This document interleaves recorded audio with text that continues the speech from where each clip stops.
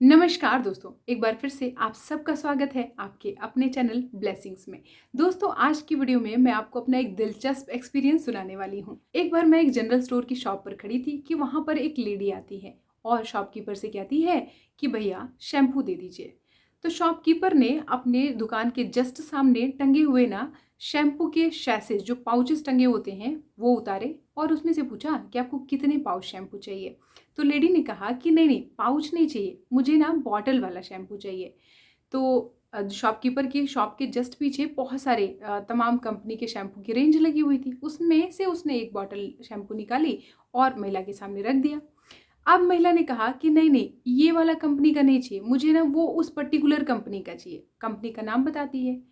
उस कंपनी का शैम्पू भी जब दुकानदार निकाल के देता है तब महिला कहती है कि नहीं नहीं, ये तो नॉर्मल वाला रेगुलर वाला शैम्पू है, मुझे ना एंटी हेयर फॉल वाला शैम्पू चाहिए। अब दुकानदार ने एक बार ऐसे हैरानी से महिला को देखा, फिर भी कुछ कहा नहीं और फिर एंटी हेयर फॉल शैम्पू निकाला।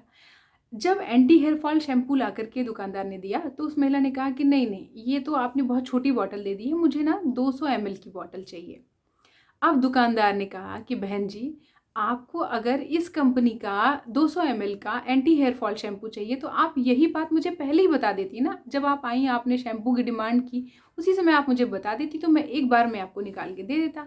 मैंने ऐसे 5-6 राउंड में आपको शैम्पू की अलग अलग वैरायटी ला करके दी और इतना सारा टाइम वेस्ट हो गया, मेरे पास और भी सारे कस्टमर खड़े हुए हैं। तो दोस्तों, उस दिन मैंने अपनी लाइफ में एक सबक सीखा उस महिला को देख करके, और वो ये था कि जब भी आपको अपनी लाइफ में कुछ पाना होता है ना, कुछ भी किसी भी चीज़ की, चाहे वो छोटी से छोटी ही कोई चीज़ क्यों ना हो, आपके दिमाग में उसके लिए क्लैरिटी होना बहुत ज़्यादा ज़रूरी होता है। और अपने दिमाग में क्लैरिटी होने के साथ ही साथ जब आप सामने वाले से उस बात को एक्सप्रेस करते हैं तो उसमें भी क्लैरिटी होना बहुत ज़्यादा ज़रूरी है। हम इस चैनल पर लॉ ऑफ अट्रैक्शन, मैनिफेस्टेशंस की बात करते हैं। हम इस चैनल पर बातें करते हैं कि जो हम पाना चाहते हैं वो हम यूनिवर्स से कैसे अट्रैक्ट कर सकते हैं, कैसे हम जो चाहे अपनी लाइफ में वो लॉ ऑफ अट्रैक्शन के जरिए हासिल कर सकते हैं। तो दोस्तों, अगर हम अपनी लाइफ में कुछ पाना चाहते हैं तो हम लॉ ऑफ अट्रैक्शन के जो बेसिक 3 स्टेप हैं, आस्क, बिलीव एंड रिसीव, इन तीनों को फॉलो करते हैं तो हमें हमारी लाइफ में वो हर चीज़ मिल जाती है जो हम पाना चाहते हैं। तो उसके लिए ना सबसे जो पहला स्टेप है आस्क, यानी भगवान से, यूनिवर्स से वो चीज़ें मांगना जो आप पाना चाहते हैं। वो जो पहला स्टेप है ना, ये बहुत ही इंपॉर्टेंट स्टेप है। और इस स्टेप में आपको बहुत ही ज़्यादा क्लियर होना पड़ता है कि आखिर आपको अपनी लाइफ में चाहिए क्या।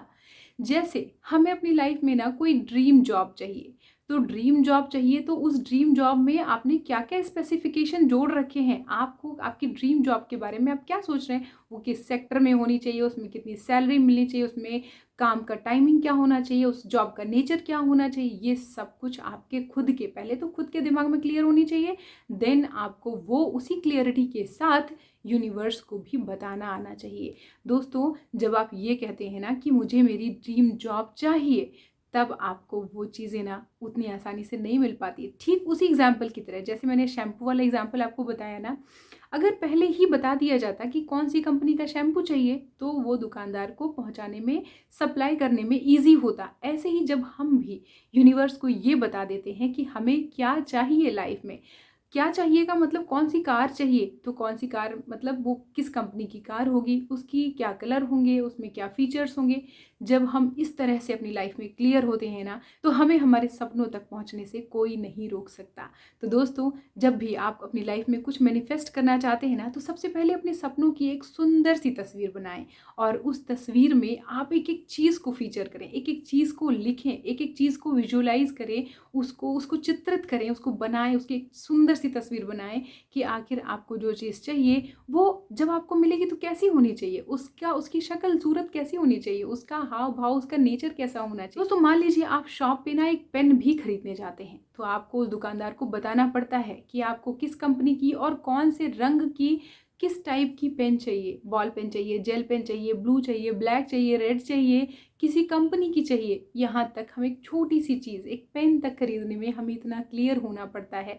तो जब ये हमारे लाइफ के सपनों की बात है, हमारे ड्रीम्स की बात है, जो हम अपनी लाइफ में पाना चाहते हैं और हम उसके लिए बहुत शिद्दत अपने मन में रखते हैं और हम उसके लिए तमाम टेक्निक्स का इस्तेमाल करते हैं, लेकिन जो चीज़ हम भूल जाते हैं वो चीज़ है अपने सपनों को लेकर के क्लियर होना।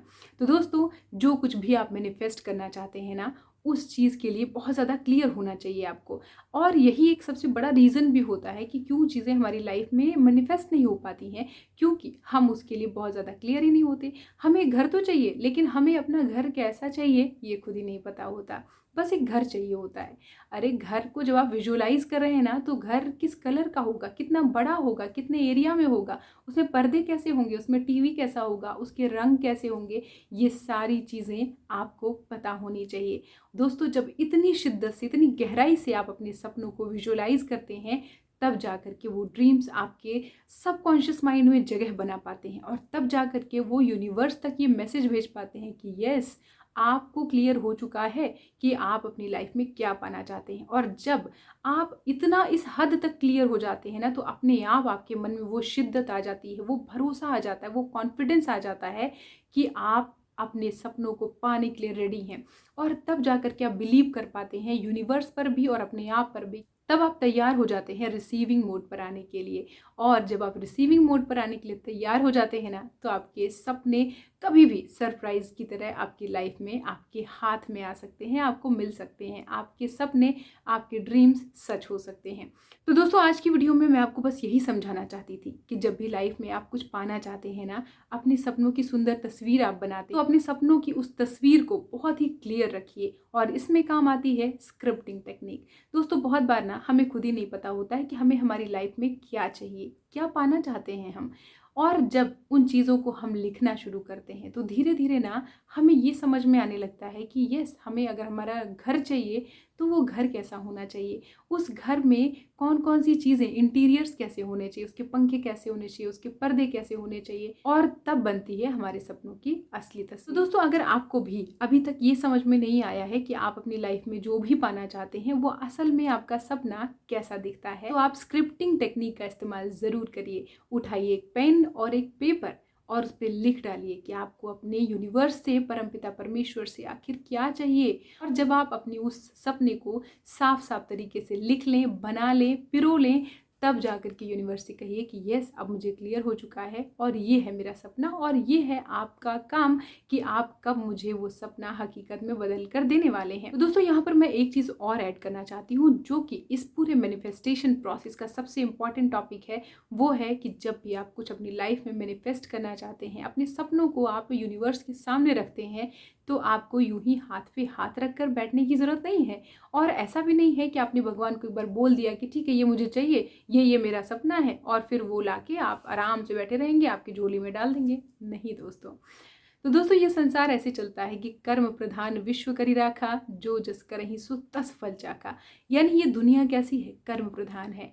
आपको अपने सपनों को चेज करने के लिए ना कर्म करना ज़रूरी होता है। अगर मैं चाहती हूँ कि मैं ज़्यादा से ज़्यादा लोगों से कनेक्ट करूँ, बहुत सारे लोगों के बीच अपनी बात पहुँचा पाऊँ, तो मुझे आप लोगों के बीच अपने थॉट्स को लेकर आना ही पड़ेगा।